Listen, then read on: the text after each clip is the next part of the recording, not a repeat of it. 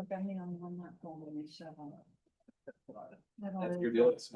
You're a lady. Ooh, that's testing.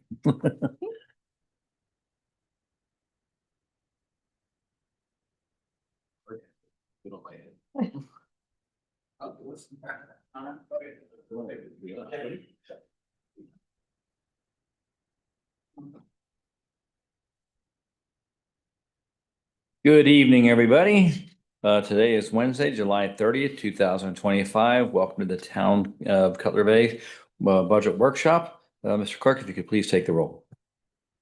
Councilmember Lord, Here, Councilmember Duncan, Here. Councilmember Ramirez, Here. Vice Mayor Callahan, Here. Mayor Marbot. Present. We have a quorum. Thank you. If you could all join me and rise for the Pledge of Allegiance. I pledge allegiance to the flag of the United States of America and to the republic for which it stands, one nation, under God, indivisible, with liberty and justice for all.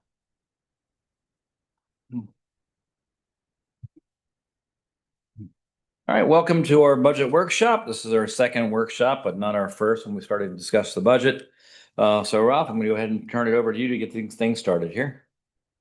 Thank you, Mayor, members of the council. Tonight, I'd like to make a little brief PowerPoint presentation, and then we'll dive into our detailed budget worksheet. So, Mr. Clerk, if you could put the presentation up on the screen. Okay, thank you. Members of the council, as you mentioned, this is our second budget workshop. I'm going to go quickly through these because these are similar that you've seen before in our budget visioning. Incorporated 2005, the population, the area, just kind of general information, median age, household size, housing. Again, I want to spend a couple seconds here with the town mission statement. The town council will work to make Cutler Bay an excellent place to live, work, and play. Cutler Bay's government will be creative, responsive, and respectful in providing innovative and cost-effective services to the community. Our vision, Cutler Bay will be recognized as one of the most desirable communities in South Florida to live, work, and play. Its schools, homes, parks, and cultural facilities offer an enriching environment for children, adults, and senior centers alike, and its local economy encourages outstanding companies to want to do business here. I always want to focus on these because this has always been our core values that we offer, and it's not often we get to mention it over and over again at a public meeting. An excerpt from our strategic master plan. The fiscal viability of the town is a primary concern of its elected officials, its residents, and its employees. Short and long-term financial stability is critically important to the ultimate realization of the town's vision. This service area has four components: fiscal responsibility, fiscal transparency, capital building programs, and growth management. So, Mayor, members of council, as we mentioned, we had our first budget workshop visiting session on June the 18th. We're currently embarking on our second one, and there's one more that we're going to have on August the 28th for all the funds. Tonight, we're going to be discussing general funds. Our state mandating budget hearings. The first hearing will be on Thursday, September the 11th.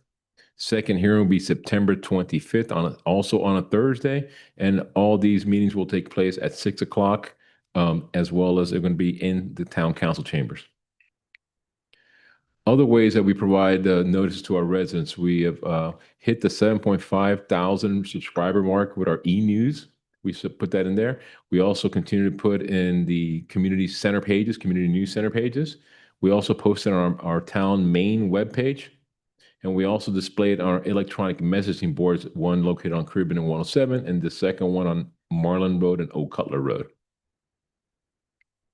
Wanted to recognize the great work that our finance department does with Robert as a finance director. We have continue to receive the Excellence in Financial Reporting from the GFOA 16 consecutive years.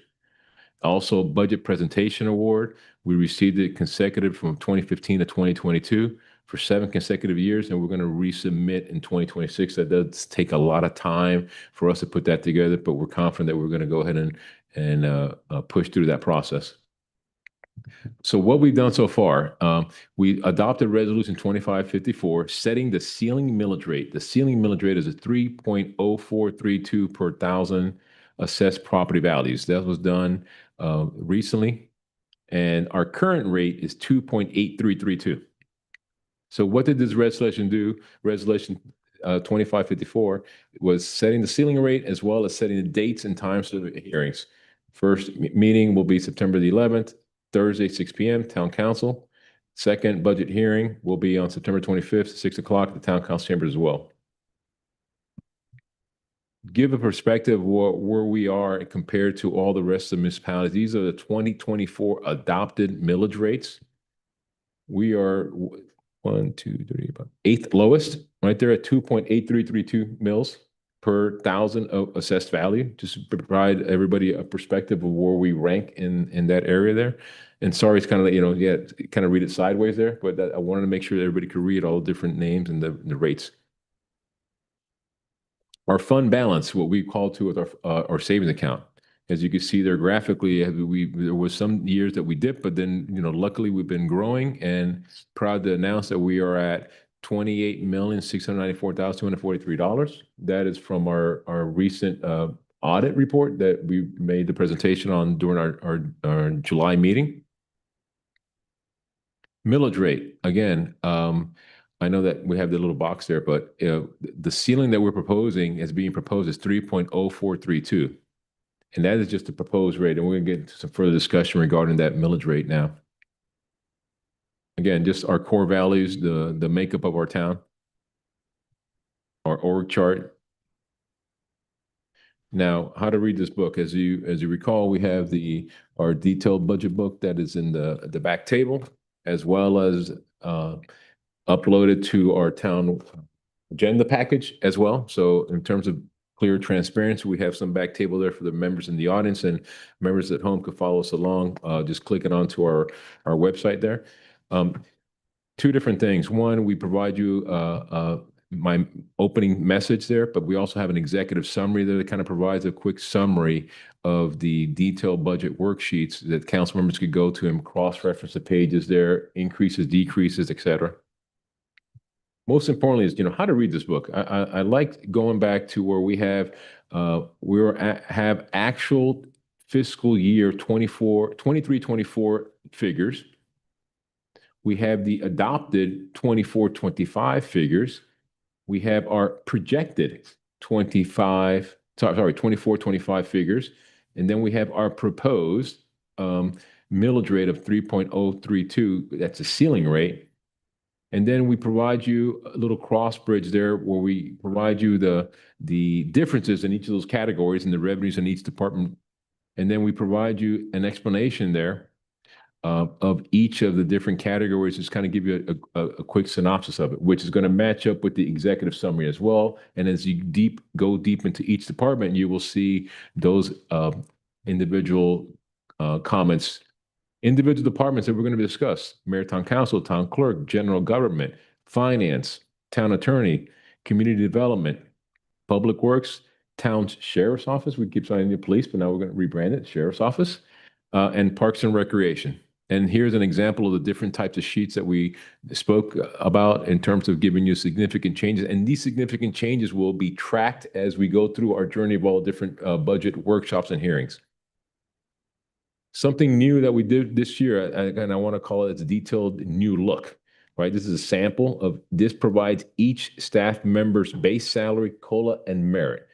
And we're going to spend a couple minutes here because I know that was a topic of conversation at last fiscal year. If you recall, we used to just kind of bundle all the merit and COLA together.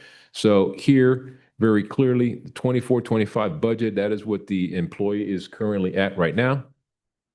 We have the budget for 25-26. Then we have the manager's request. And then here you'll see the merit column based on the employee's merit. And then we'll have the COLA that will be provided as per recent resolution as a lump. And then you will have the ending salary there. And then you have it by position. So it's a little bit easier, more transparent to read versus just having the numbers lumped together. The COLA, as per adopted resolution 2553, this is the COLA for this year based on the consumer price index that's put out by the Department of Labor Statistics for the Miami, Fort Lauderdale, West Palm Beach area. This is the annual factors. We get to the 23-24. We go to the index difference between the 23 and the 24 index, the net increase, and then we calculate the net increase based on those factors, and it'll be a 3.64% COLA for this year based on the CPI based on the Department of Labor and Statistics. Now, some of the COLA highlights that we want to talk about in the proposed budget. The current COLA of 3.64 will comply with Resolution 2553.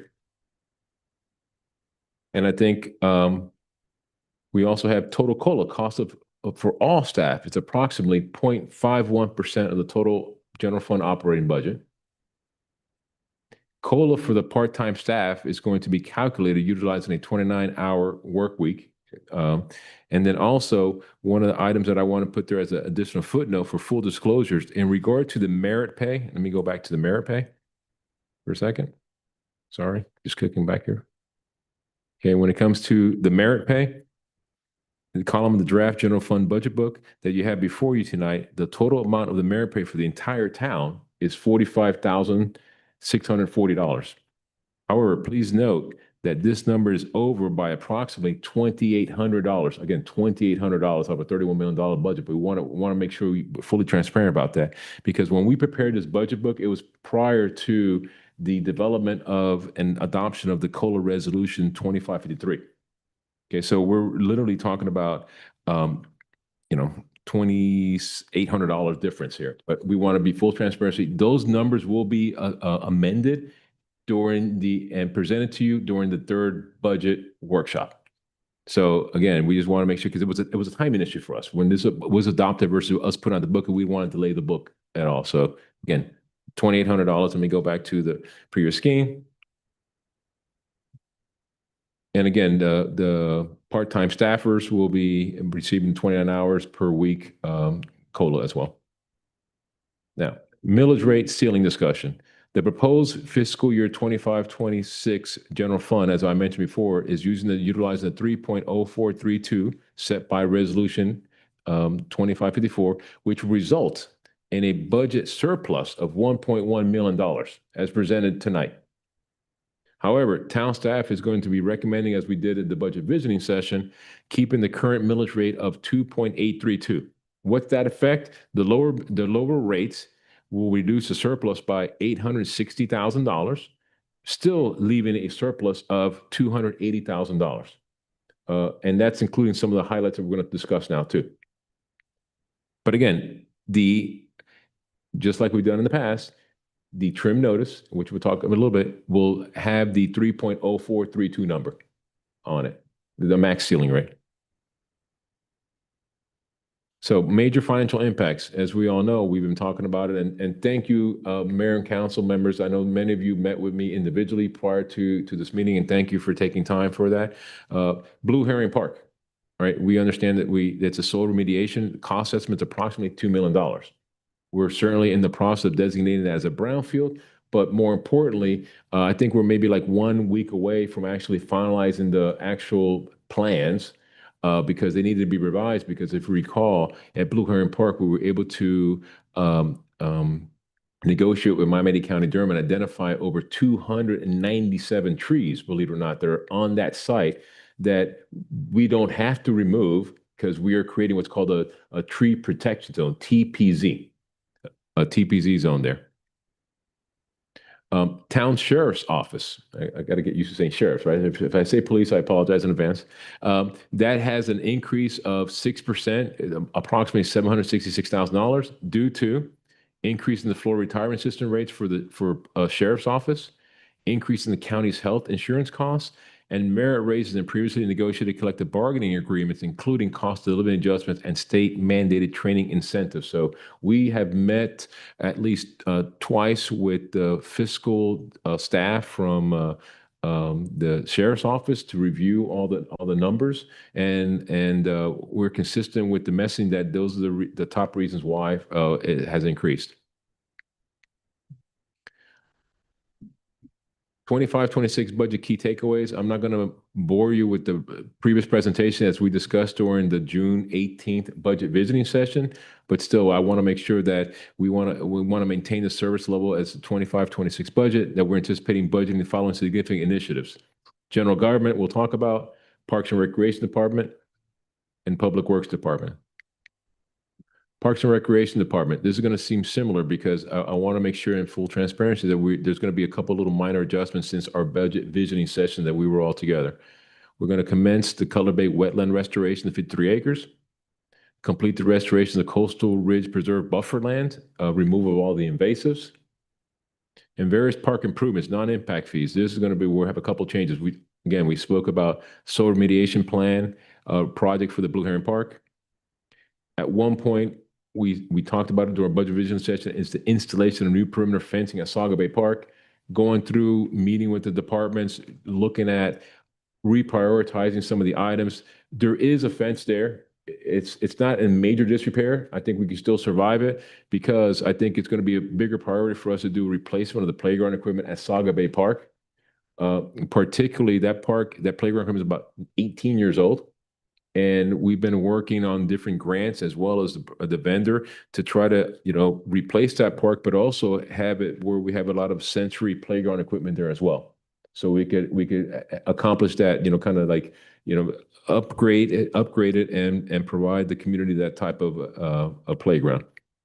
At one point, as you recall, we were headed on the state priority list, funding priority list for $300,000 for the Bel Air Park building. That got vetoed. It passed passed the House and the Senate, and then it got vetoed by the governor. And at that point, it made us go back and rethink. We met with our building official, who's also an architect, and our building inspector and our parks director. And I challenged them to say, okay, what can we do to possibly shore up that building and possibly restore that building? Right now, it's currently under a red tag. There is some opportunity. That's the only reason why you see me removing that and changing that, just based on our internal conversations that we think that there's a way to salvage that building. Again, but we're going through that process right now versus just a straight demolition of the property there. There's a lot of equipment that's in that building right now. It has all the electrical, it has all the lighting equipment in there. So right now that building is kind of like, it's a storage facility for us to do that right now to have all that internal processes there.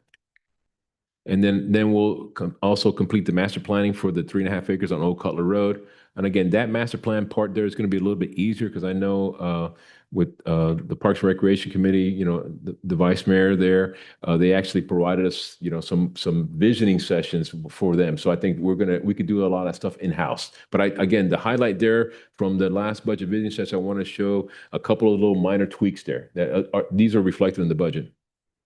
Stormwater Fund, we're going to talk about that during our third budget workshop on Thursday, August the 28th at 6 p.m.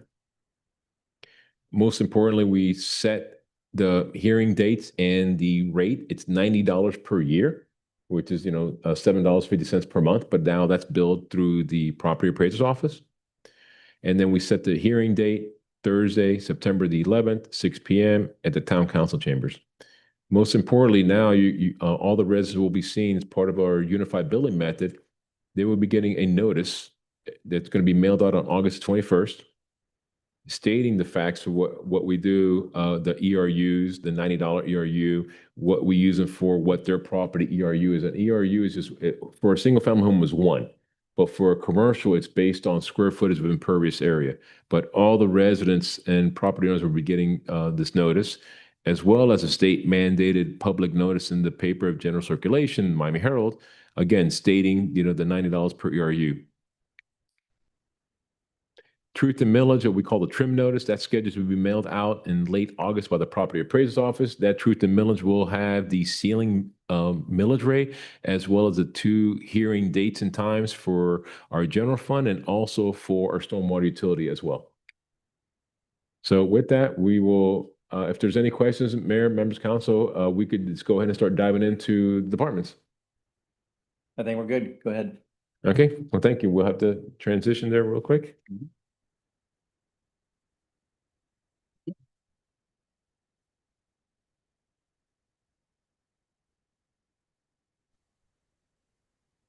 And we also have on the line, if there's any questions, Robert Daddario, Finance Director, is also on the line there, so in case there's any questions. So members of council, this is just the kind of the general layout of our general fund.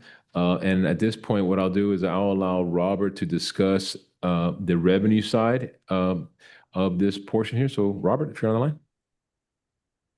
Yes, I'm here. Thanks, Ralph. Good evening, Mr. Mayor, council members. As the manager mentioned to you, we're going to discuss the general fund budget this evening. We'll start with the revenue section. As Ralph mentioned, we're using the proposed rate of 3.0432 mils that was adopted at the July council meeting and reported to the property appraiser's office. And that results in ad valorem revenues of approximately $12.5 million. Also, as Ralph mentioned, if the council chooses to hold the millage rate steady at the 2.8332 mill rate, revenues will drop to about 11.6 million, about an $861,000 decrease in revenue. Some of the other revenues are state-derived revenues. For example, local government half-cent sales tax, communications tax, revenue sharing, and local option gas tax. The only two estimates that the state put online prior to compiling this budget were the sales tax number and the revenue sharing number. So right now, the communication services tax and the local option gas tax amounts are placeholder amounts until the state publishes their estimates, and then we'll budget those at 95%. So those might change by the August workshop. Other revenues, we're budgeting in line with recent trends. For example, utility taxes, budgeting at 4.3 million. Electrical franchise fees and solid waste franchise fees of 2.9 million and 320,000 respectively. Licenses and registrations, that's for burglar alarms, local business tax receipts, budgeting 185,000. The building related revenues, building permits, zoning fees, code compliance fees, other building and zoning were provided by the community development director, estimating building permits of 1.6 million in the upcoming year, zoning fees of 120,000, code compliance fees of 100,000, and other building and zoning related fees of approximately $100,000. Parks fees we're estimating at 200,000, judgments and fines 60,000. Miscellaneous revenue that includes things such as school crossing guards, lien search fees, lobbyist registration fees, the rental income from the cell towers at the park. We're estimating that at 336,000. Grants, the only one I have in the budget right now is 50,000. That's I believe it's a state appropriation for active adult programming, which is the expenses budgeted in the Parks Department. Investment income, we're budgeting 500,000, pretty much based on estimated rates and deposit balances anticipated during the year. Transfers in from special revenue of 209,000. That represents the second local option gas tax that's recorded in the special revenue fund, and we transfer that into the general fund for the sidewalk repair and replacement work that's done in the Public Works Department. Balances brought forward represents estimated carry forward in fund balances into the current year. As you can see, there's an approximate $4 million estimated decrease in fund balances. And that's primarily the result of the general fund contributing to the soil remediation work at Legacy Park. Final revenue source that we're budgeting for this year is $1.75 million as estimated proceeds from land sale for the EEL property. So total revenues and inflows are estimated at 56,531,279. The departments Ralph mentioned, we'll go through separately as we go through department by department. This way the council can bring up any questions they have on any particular departmental line items. The fund balances, the fund balance non-spendable does an estimated amount for prepaid expenses, restricted amounts for public safety and community development. And then we also set aside some amounts for grant matches in case things come up, insurance contingencies, and the balance of roughly 23.5 million goes into our quote unquote savings account for contingencies and emergencies. So the net result is a surplus of 1,141,402, unless, but that's based on the 3.0432 millage rate. If there's any questions about anything specifically on this page, I'm happy to answer. No, we're good. Okay. And Maurice, if you could scroll up a little bit back to the revenue side there, just to put a little bit more emphasis there. If we could just, members of council, I know that Robert mentioned that we are budgeting, you'll see it there in the center of your screen, proceeds from land sale, the EL property. That is the one that we've been negotiating with Miami-Dade County, a portion of our Coastal Ridge Preserve, 2 acres there. I can tell you that's a conservative number because I've been in negotiation already month 4 of negotiations, right? To the point that we might be getting our own appraisal. I think that number should be closer to $2 million, but we continue to negotiate. So that is, let's say, the latest offer.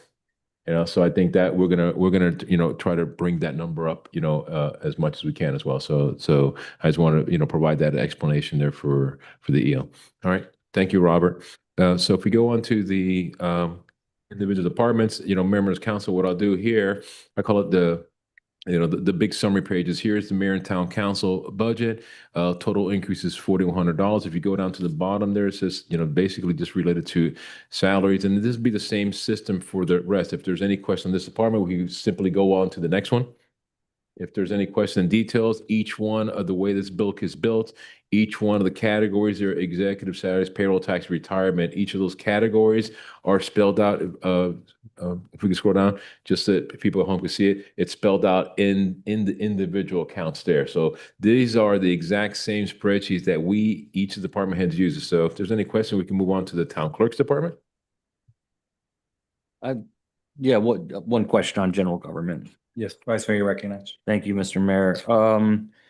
Through the town manager, Ralph, is it possible that between the course of this budget workshop and the first budget hearing, taking in consideration the third budget workshop, right? But can you look at revisiting our outlay for our lobbyists? I just want to ensure that we're getting value for what we're paying. I do see a lot of numbers here. Some of them, just draw my attention a little bit. I'm not sure if we're receiving the 100% value of what we're paying. But I would leave that at your discretion and just ask if you could revisit that and see if there's anything that we can do between now and the first budget hearing. Okay. Yeah. Vice Mayor, absolutely. In fact, for the clerk's office, if you just jump to general government real quick. If you jump to general government, okay, and then you go to account code 3100, just so that way the folks at home could follow us as well. Account code 3100.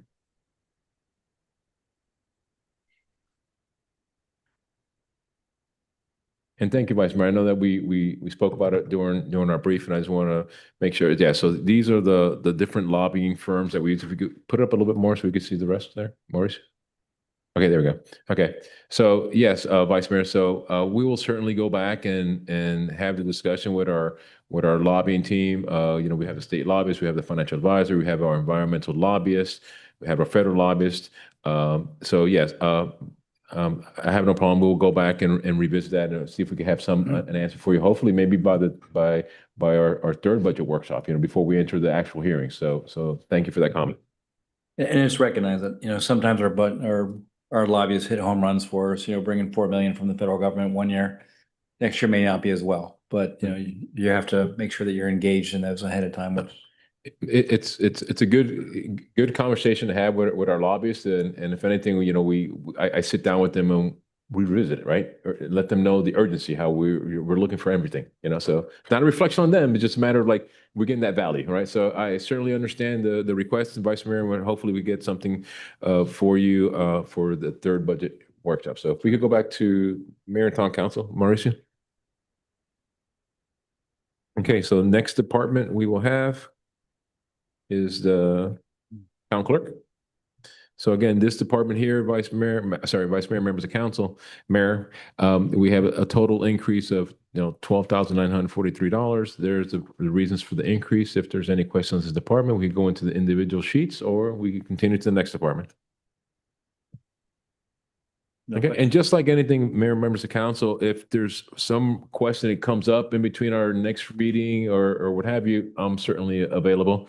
Now we go into general government. This is the one that we were just in with the Vice Mayor was discussing, which is fine. We jumped ahead, but we're good.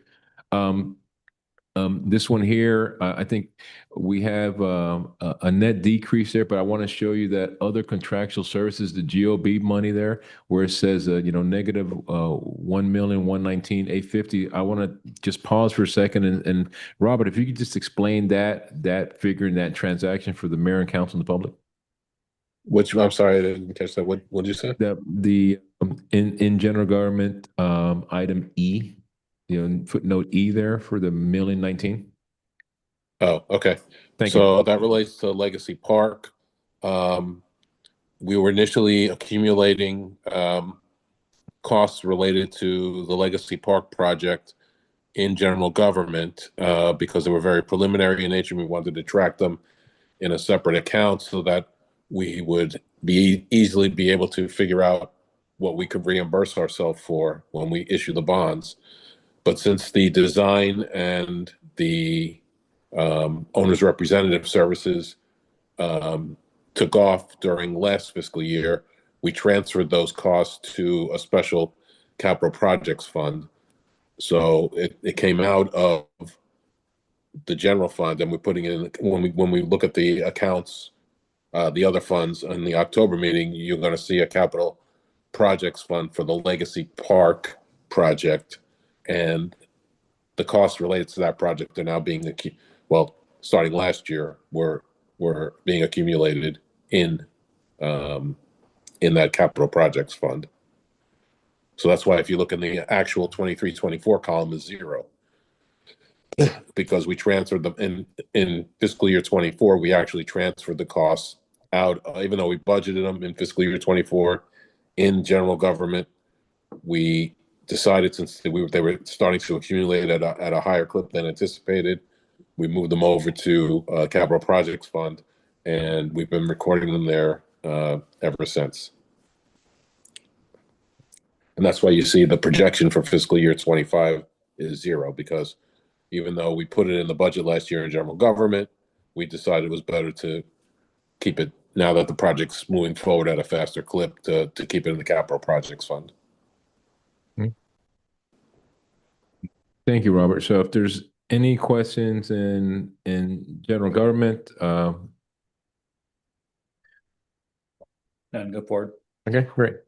And I think, for the general public, I think a lot of these questions that we were able to answer in our individual meetings, individual briefings with the council. So there might be folks in the public saying, "Hey, there are any questions?" But thank you, council members, because we addressed a lot of your concerns and questions in our individual meetings. So again, I just want to make sure I put that on the record. Sometimes folks say, "There's no questions." Well, we dealt with a lot of questions with individual briefings. So thank you. Okay, next department, please. Okay, we have the finance department here.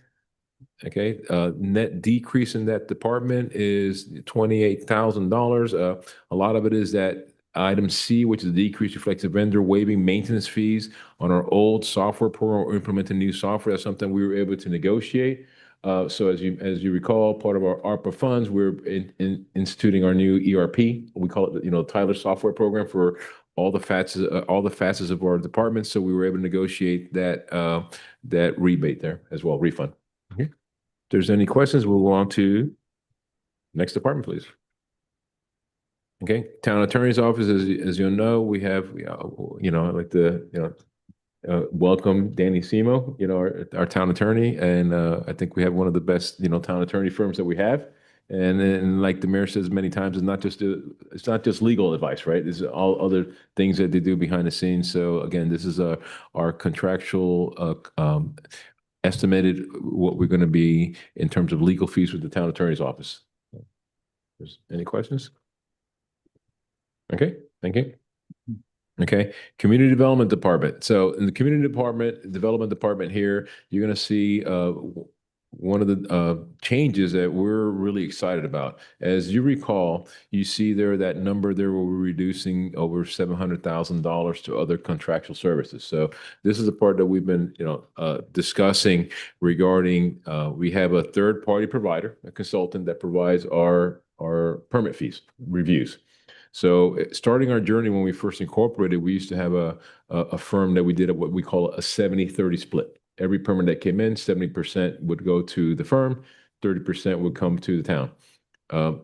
Since then, we changed the model to have it a per hour rate, kind of like almost, I hate to say the comparison, like a law firm, right? So inspector discipline plans review for roofing plan, he'll put 0.25 hours or 0.0 hours or X number of hours on a permit. So we went from the 70-30 split to an hourly rate, and you have seen us, and Robert has verbally said that during our quarterly financial reports that we're just barely breaking even. When I say barely breaking even, it's barely breaking even because we will collect X and we will almost pay out X to the firm, but we still had to carry some carrying costs. As you know, we have a part-time building official, we have a full-time building inspector, and we have also a full-time head permit clerk. Right. So we wanted to go back and look at bringing in-house part-time. And you'll see that there, if we go down to the object code 12 there, please, as we're talking about this. Yeah, I know it's a long spreadsheet there, but if we go up a little bit more. Okay, so part of our plan that we've been working, with Jared, our community development director, and staff is having some part-time employees that we see there proposed. Again, that salary you see there is a maximum salary. They will not be full-time. There will be, hourly rates of part-timers. They will receive, obviously, FRS benefits. They will receive the same type of part-time insurance if they choose to, same as any of my, lifeguards, park service aides, or what have you. It's not going to be full-time benefits. But even with that process of bringing in those inspectors, we feel there's going to be a large cost savings from paying that third-party provider. No reflection on the third-party provider, it's just a business decision at that point, I think. But not only that, one of the things that we're also pressing is setting a higher level of service. Meaning contractually today, we have a service provider that when a permit comes in for a residential permit, it's processed contractually 5 days. A commercial is processed in 10 days maximum. So what we're doing is challenging when we hire our staff from the beginning that we want those permits to be processed within 3 working days, not 5. And instead of 10, we make it, 7 days. Again, that's the maximum allowable time that a permit can be reviewed. It'll be reviewed. It may not be approved because you have to go through some comments part, but it'll be reviewed. So that's something that we've been kind of working to develop, as well as we feel that bringing in the in-house inspectors, as well as the efficiencies of our software program. You heard we call it, say, the ERP, but we call it Tyler as well. We certainly feel it's going to be more efficient than anything. Now, that way, these inspectors will have set hours that folks could come in, residents or contractors could come in and speak to them. They'll be here in the office certain days of the week, just like if you go to doctor's office, the doctor's in office Monday, Wednesday, Friday, you know, we'll have those appointments there. So I think that's something that's something that's long overdue for us, and I think that's something that we're proposing within this budget year as well. Okay, any question? Okay, good. So, okay, we have Public Works Department. You can see there just some, again, possible just a net increase of $10,000. And I think a lot of that was just a increase in landscaping services there that we just had our contract signed, and also further repairs with sidewalks that we have there. So again, the net increase in that department is, you know, $10,000. Okay, next department. Okay, as we mentioned before, the Town Sheriff's Department, there you see the increase there, a 6% increase for the reasons stated earlier for the Sheriff's Department for $766,000 there. So if there's any questions? Yes, Councilman Lord, you're recognized. Thank you. I will be brief. Thank you for your time earlier, going over this with me. I want to get ahead of something. I've had a couple of conversations with some different residents who feel that we overspend on our sheriff's department. And they felt that historically we've overspent. So after meeting with Ralph, I thought about it over the weekend, and I really just wanted to get ahead of the increase. So I asked Ralph to compile some comparison figures from local municipalities. Only one in Miami-Dade County is close to our population, and they're paying $30 million a year in comparison to what we're paying at 13.1, or potentially paying at 13.1. And then the other three were contracted out through BSO in Broward County, and we are the lowest dollar amount in comparison to those three. And 3 out of the 4 had a much higher crime rate across the board than we do. So I think our sheriff's office is doing an amazing job, and I just wanted to get ahead of the comments that we might be getting before the next workshop. So thank you for your time. All right, thank you for that. Okay. Ralph, may you continue? Okay, thank you. Next we have Parks and Recreation. Okay, so Parks and Recreation there, the biggest note I want to show there, and something we spoke about there, is item D as in dog there, the footnote, which is the $2 million increase for, you know, Blue Heron Park that we have there. We also have a significant increase there as well for item B, which is the increase for increased landscaping, but also our 50-year anniversary. Sorry, 20-year anniversary. 50,000. I know. Oof, I'm dating myself there. Just a couple. I want to say anniversary. I'm looking at $50,000, so I kind of blended it in there. So yeah, so yes, 20-year anniversary. It's a $50,000 towards that event.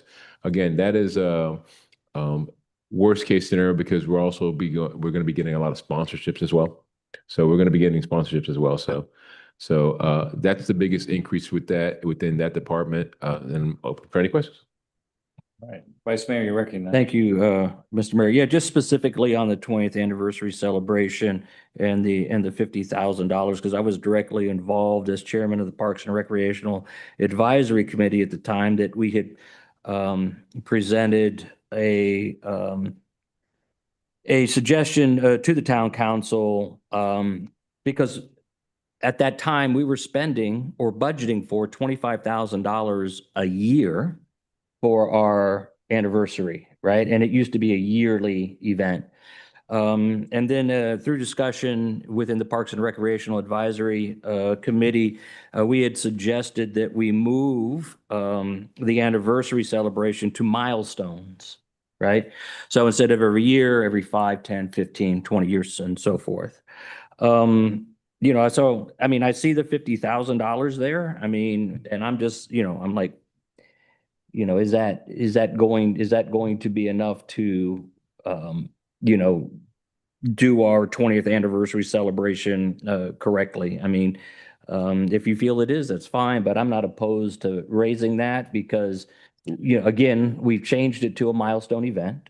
And again, it used to be 25 a year. So, I mean, we've had a lot of savings in our anniversary event. Let me see, I could put it in context.